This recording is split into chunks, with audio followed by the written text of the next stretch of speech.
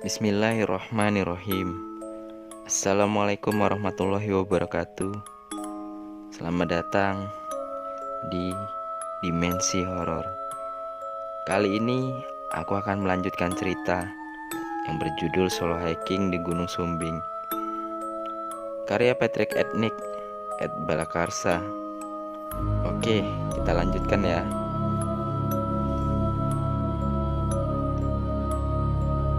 Kenapa kamu Bara?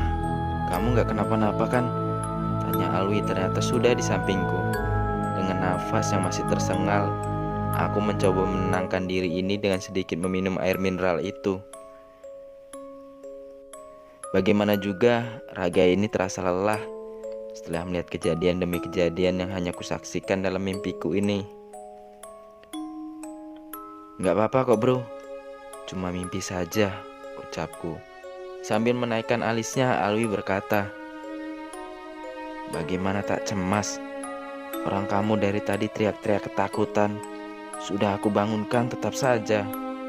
Tak kirain kamu kesurupan barusan."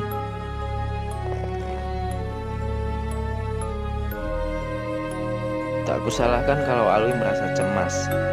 Bahkan teman samping camp kami saja ada beberapa yang mendatangi kami. Mungkin mereka ingin membantuku atau sekedar ingin melihat keganjilan apa yang disuguhkan Sumbing kepada kami. Lama berjalannya waktu, namun tak ada satu teman pun yang melanjutkan perjalanan ke puncak. Sampai, "Ayo, ini sudah malam bro, kita lanjutkan saja ke puncak," ucapku mengajak Alwi melanjutkan petualangan ini. Naik kepalamu pitak. Gak lihat apa kabut dari tadi gak hilang juga. Kalau tetap ke atas, bukannya dapat melihat sunrise, malah melihat kuburanmu aku, jawab Alwi sedikit gusar.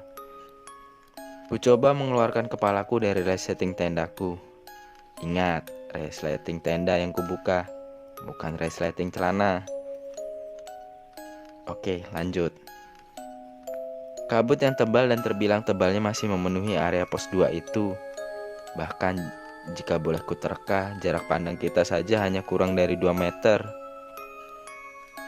Jangankan melihat jalur yang akan kami lewati, melihat tenda teman sebelah saja tak terlihat. Sungguh Sumbing yang menakutkan kala itu. Kepalaku pusing secara tiba-tiba. Aku merasa ada sesuatu yang menginginkan berinteraksi di malam ini denganku. Namun aku tetap diam tanpa menceritakan pada teman dan sahabat karibku. Mataku berair, entah karena apa. Yang jelas ini bukan karena udara dingin yang disuguhkan kepadaku, namun karena sesuatu yang lain yang tak dapat aku utarakan dalam kata. Gending malam itu bersanding dengan sajak cinta dari entah siapa. Masnya nggak kenapa-napa kan? Tanya seorang pendaki wanita itu padaku. Rapopo mbak, aku cuma bermimpi saja, jawabku menenangkan sebagian orang yang sedang menatapku.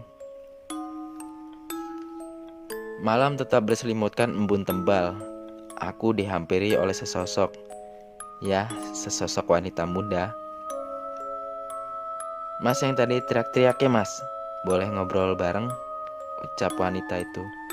"Perkenalkan, namaku Rosita. Aku dari..." Untuk nama daerahnya kita sensor saja ya. Baik, kita lanjutkan.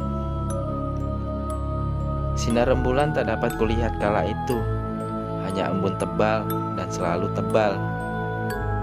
"Iya mbak, aku Bara. Aku tadi gak tahu kok tiba-tiba teriak-teriak," katanya. Jawabku pura-pura tak tahu akan keadaanku. Percakapan entah apapun yang disuguhkan oleh dia, wanita muda itu, si Rosita ini membuatku sangat senang. Walaupun sesekali kami melakukan guyonan sederhana khas anak gunung. Mas tahu nggak? Tadi pas aku turun hampir saja jatuh ke tebing itu mas. Soalnya aku dijorokin sama seseorang, ucap Rosita padaku sambil menyembunyikan matanya. Tapi pas di sini aku cari-cari nggak ada satupun yang persis dengan ciri-ciri orang itu. Orang yang mau jorokin aku ke jurang itu. Coba kalau sampai ketemu, aku hajar dia. Ucap Rosita lagi penuh kesal dan marah. Aku cuma diam sebagai pendengar setia dari wanita muda ini. Ya, semoga saja dia tidak kenapa-napa. Sebab dari penglihatan mata batinku, aku melihat sesamar wajah tua tepat di belakangnya. Apakah itu demit penunggunya? Atau memang demit sumbing ini yang akan menyelakainya? Mbaknya tetap berdoa saja.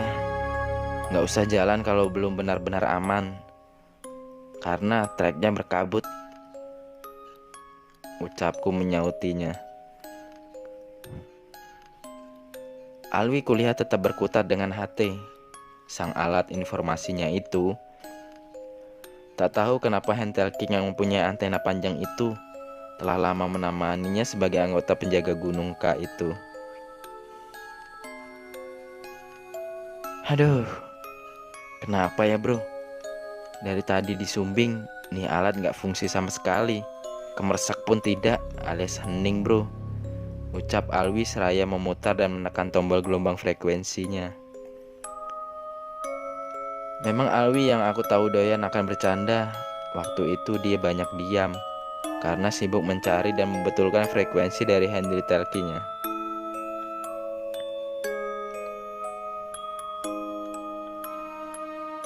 Coba kamu cek dengan kata-kata indah bro. Mana aku coba, jawab sembari mengambil alat HT itu darinya. Bismillahirrahmanirrahim. Allahu Akbar. Ya Allah, ya Gusti Allah. Oke, aku cek. Monitor. Allahu Akbar. Krak. Monitor. Hah? Sudah fungsi ternyata, ada sahutan dari frekuensi seberang. Aku selalu mengecek semua alat komunikasiku dengan kata-kata indah itu. Bahkan aku selalu mengetes mikrofon atau wirelessku dengan kata-kata itu. Wah, hebat juga kau bro, bisa aktif lagi nih HT-ku. Hehe, ucap Alwi. Ah, bukan aku yang hebat bro, tapi kata-katanya itu yang sangat indah dan maha agung, ucapku menyauti si Alwi. Di penantian kami akan hilangnya kabut itu, Alwi memonitor teman-temannya sesama anggota BPBD-nya dengan HT-nya. Dan, ya Tuhan, di Gunung K ada yang kecelakaan bro. Gimana ininya? Aku harus turun lagi nih, ucap Alwi ketika mendapat informasi dari frekuensi seberang. Tenang saja bro, kamu turun saja. Biar aku naik sendiri saja. Tanggung bro, sudah sampai di sini kalau mau turun, jawabku agar Alwi tak merasa terbebani atas perjalanan ini. Sekitaran pukul 2 dini hari, Alwi mau tak mau melanjutkan perjalanannya turun dengan dibarengi beberapa teman pecinta alam lainnya yang memang sejalur itu. Hati-hati bos, kamu tahu kan yang mana yang harus kamu lalui? Hehe, ucapku. Beres bos, doakan saja aku sampai dengan selamat, ucap Alwi sambil menepukkan genggaman tangannya ke dada. Ya, sendiri lagi perjalananku, nanti merayap di kaki Gunung Sumbing yang megah ini. Solo hiking lagi mas. Solo hiking lagi mas. Hehe, ucap Rosita mengagetkanku lagi. Tersenyum, aku hanya tersenyum. Hanya senyuman yang aku berikan padanya dan beberapa teman serombongannya.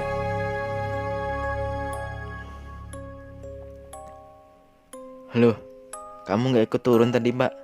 Kan bisa bareng Alwi tadi, tanyaku padanya.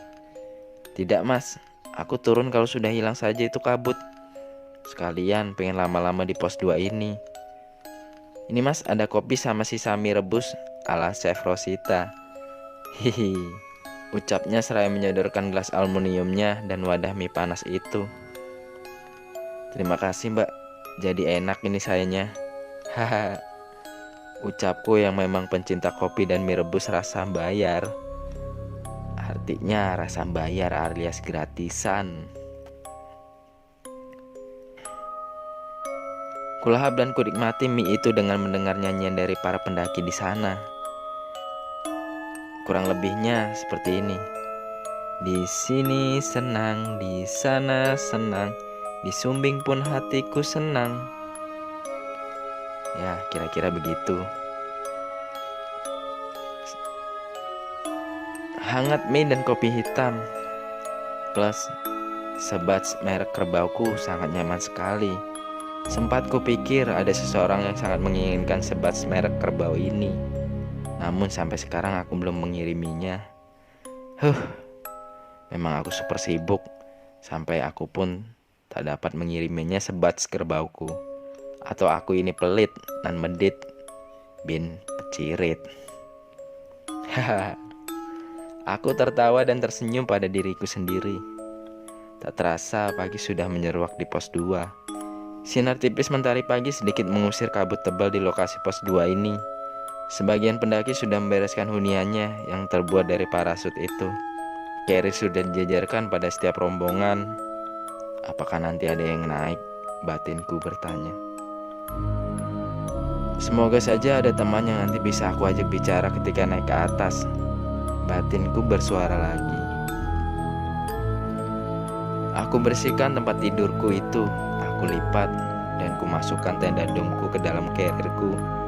Aku menunggu hilangnya kabut tebal dan semu itu. Tepukan tangan terasa di pundakku dan mengagetkanku. Mas, kami turun duluan ya. Hati-hati ditanjakan PHP pokoknya. Dari kemarin aku selalu mendengar kidung menyayat hati dan diiringi gending yang membuat telinga hatiku menjerit, ucap Rosita sambil melempar senyuman padaku. Tentu peringatan yang sangat mengagetkanku. Kenapa baru sekarang dia mengatakan hal ini padaku? Kenapa tak malam tadi waktu aku dan dirinya saling bercerita tentang kejadian yang tak mengenakan? Sumbing. Gending sumbing selalu memenuhi isi otakku. Kidung apa? Aku tak mendengar sedikit pun kidung dari alam itu. Lama aku memandang para rombongan itu menuruni trek ke bawah. Sampai bayangan rombongan terakhir pun tak terlihat lagi.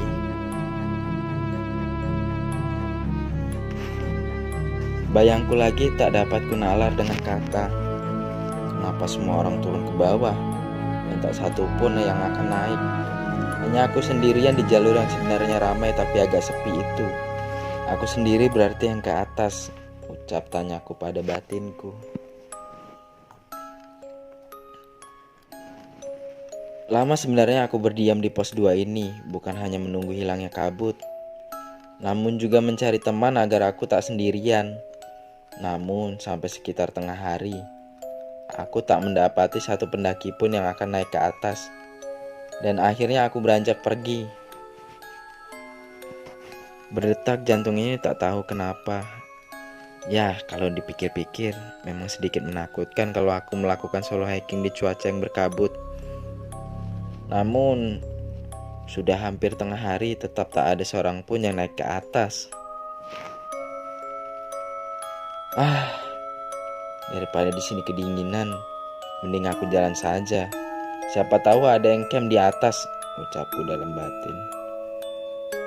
Selain kaki yang sudah gatal dan kesemutan, aku memang paling tidak betah menunggu dan menunggu. Apalagi menunggu mantan yang tak punya otak sampai meninggalkanku. Kulangkahkan kaki ini dengan mengucap bismillah. Bismillahirrahmanirrahim. Kusibak ke rerumputan kering di sepanjang trek yang aku lewati. Sesekali aku mengambil batu-batu kecil dan mengumpulkannya, hanya sebagai pemenuh rasa jenuhku akan di jalan ini. Bukan jenuh karena lokasinya, namun jenuh karena aku tak mendapatkan keindahan Sumbing dari sisi kanan kiriku. Hanya kabut, kabut dan kabut.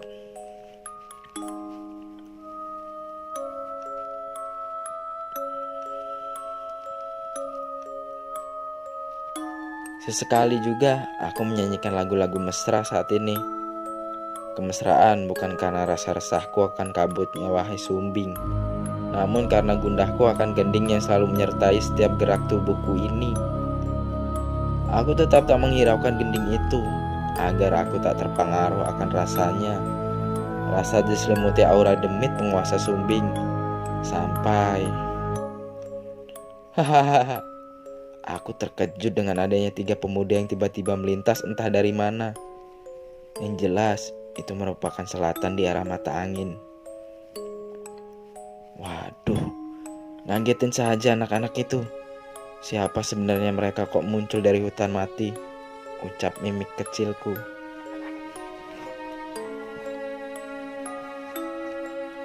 Semakin lama ketiga pemuda dengan memakai pakaian layaknya pendaki itu mendekat ke arahku.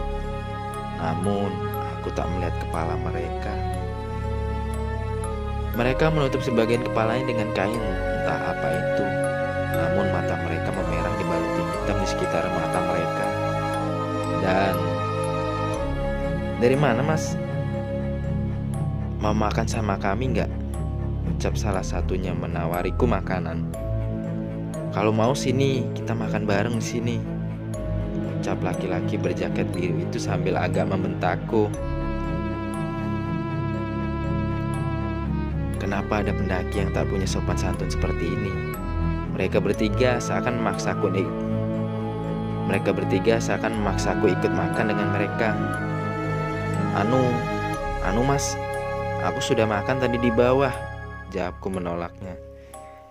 Dengan tatapan yang sadis mereka mengucapkan, kalau kau tak mau makan, biar kami makan saja sekalian, ucap pemuda yang agak gemuk itu.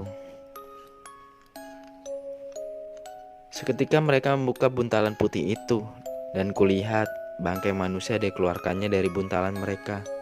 Bangkai dengan daging yang terkoyak di setiap bagiannya masih mengeluarkan darah dengan bau amisnya.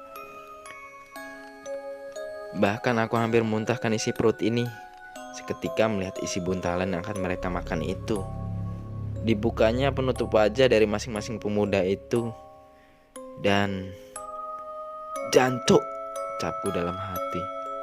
Wajah mereka bukannya wajah pemuda seperti diriku, melainkan seperti atau selayaknya kepala anjing dengan segala keganasannya. Dimakannya bangkai manusia itu secara rakus oleh ketiganya. Dan sesekali mereka melirikku sembari mengatakan, iki enak, ayo podo dipangan. Mengko nek umpamane kowe duwe daging mayit, kowe kudu bagi karo aku. Aku iki, Kang, ucap salah satunya. Ingin aku melarikan diri dari mereka. Bukan hanya takut, namun aku juga ngeri melihat perilaku mereka yang bisa dikatakan binatang buas berwujud manusia. Dan dengan secepat kilat angin, angin tiba-tiba menerjang kami seperti ribuan pedang meluncur tepat ke arahku dan ketiga pemuda itu.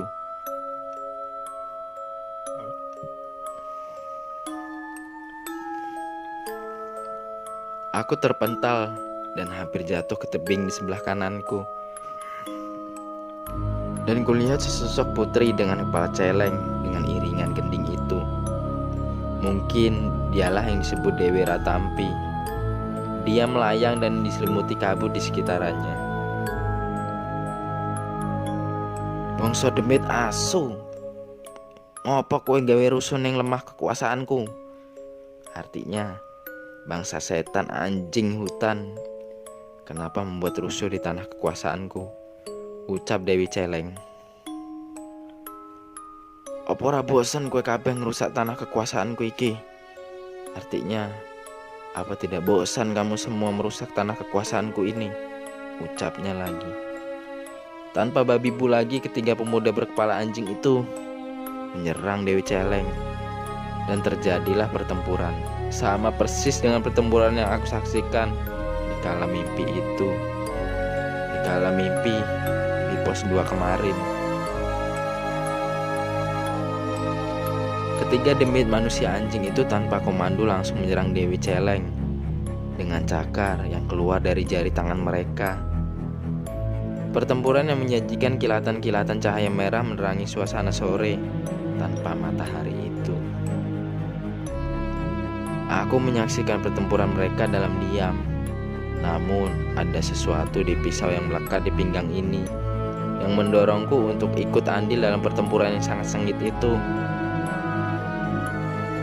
Jedua, jedua, jat, dar. Tak hanya kilat yang menyambar, angin pun bagaikan ikut mengisi irama keseruan dari pertempuran dua golongan demit kala itu. Tiba-tiba tubuh ini bagaikan ada sesuatu yang tergugah dalam erangan yang tak tahu apa itu wujudnya. Setelah semua kulihat, Dewi Celeng tumbang dan tergeletak di tanah serta mengeluarkan darah segar di mulutnya. Secepat kilat ada sosok lagi yang datang dari bilik punggungku. Terseruak asap putih serta menampakkan wujud Barong. Kepala macan dengan tanpa badan serta hanya ekor api pun keluar dari punggungku. Tanpa basa-basi lagi, sosok Barong itu melindungi Dewi Celeng dan ikut larut dalam pertempuran. Aku hanya diam dan mematung. Aura keganasan terpencar dari pertempuran kedua itu. Berkali-kali aku memicingkan mata karena tak mampu melihat kilatan-kilatan cahaya dari benturan dimensi serta benturan energi dari pertempuran Barong dan Demit.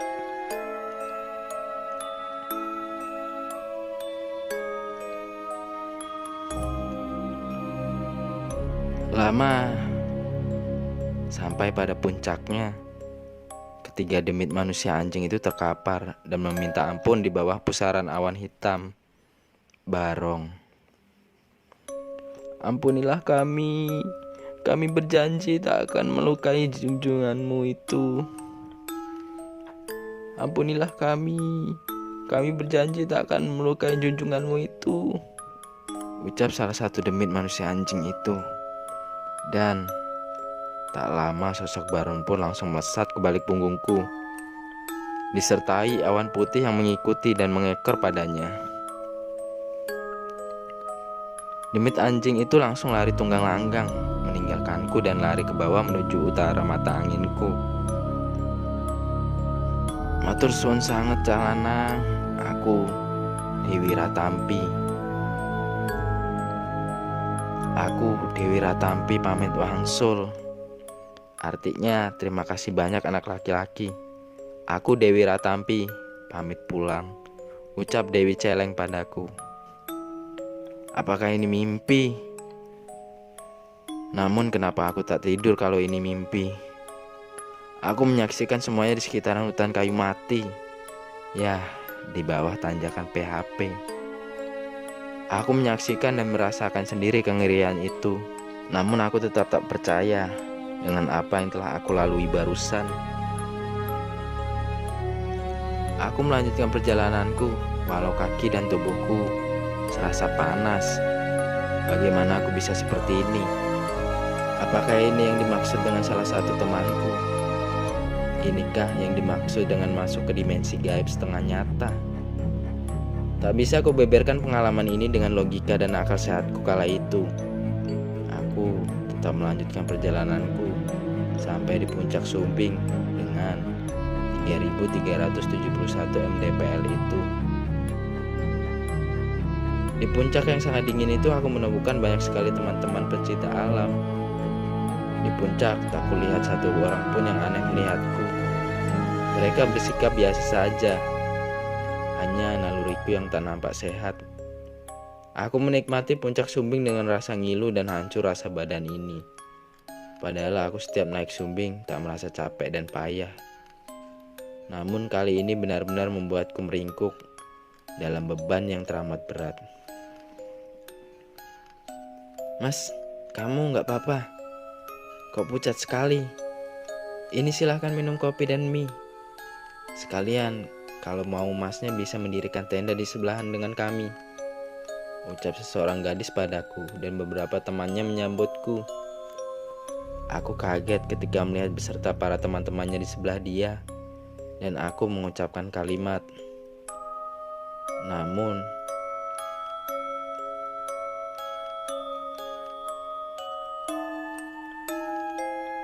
Nama kamu apakah Rosita? Kamu dari kota Pisang. Dan kamu beserta rombongan kamu mulai kapan naik di Sumbing, Mbak? Tanyaku padanya yang nampak terkejut. Iya mas, namaku Rosita. Aku dari... Kita sensor lagi ya guys untuk alamatnya. Kenapa mas tahu nama aku? Ucapnya sambil saling bertatap muka dengan teman lainnya. Mereka sungguh terkejut karena aku tepat sekali menebak nama dan asal kota mereka. Aku bertanya lagi padanya, apakah Mbak Rosita dan teman-teman kemarin malam bertemu denganku di pos 2? Mereka tambah bingung. Dan akhirnya ada salah satu teman lelakinya yang mengatakan, Mas, kami baru tadi pagi naik ke Sumbing dari pos 1. Waktu di pos 2 kami memang sekitar tengah siang hari. Dan di sana memang agak berkabut. Makanya kami tak mendirikan tenda di pos 2. Namun kami langsung melanjutkan perjalanan sampai di puncak. Dan alhamdulillah kami sampai sekitar 1,5 jaman sebelum masnya sampai. Aku terdiam membisu mendengar apa yang mereka katakan. Mereka tak mengenalku. Mereka juga tak bertemu denganku di pos 2 tadi. Terus, siapakah Rosita dan teman-temannya yang ketemu di pos 2 tadi? Bukannya aku bertemu dengan mereka. Bahkan mereka sama persis menawariku kopi dan mie rebus padaku.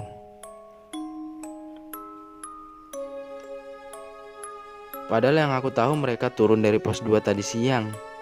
Tapi kenapa sekarang mereka mengatakan baru sampai di puncak Sumbing ini? Tubuh kesal ini akan kucharge penuh di puncak Sumbing.